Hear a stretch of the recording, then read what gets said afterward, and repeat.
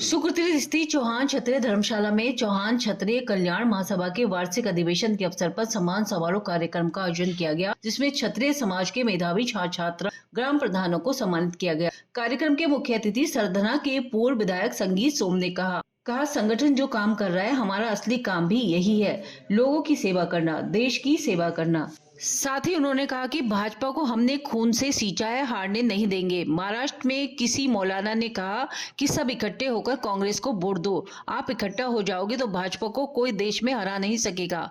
मौलवियों पर कटाक्ष करते हुए संगीत सोम ने कहा, अनपढ़ गवान है, 2-2 टके के मौलवी, इन्हें कौन पूछता है, आप इकट्ठा रहो, इनकी तो मैं जब चाहोगे तब क्लास लगा दूंगा। ये मदरसे में क्या शिक्षा देते हैं? मदरसे में आतंकवाद का पाठ पढ़ाते हैं, मदरसे में बच्चों को गलत काम सिखाते हैं, बच्चों को पढ़ने की शिक्षा ये नहीं देते। हमारे गुरुकुल में बच्चों को संस्कार दिए जाते हैं, संस्कारवान बनो। हम संस्कार माँ के पेट से लेकर आते हैं। हमारी माँ पहली रोटी गाय माता को देती है, हमें बच्चों को अच्छे संस्कार देने चाहिए। नहीं सकता, किसी की औकात नहीं है, किसी की औकात नहीं है जब तुम इकट्ठे रहोगे।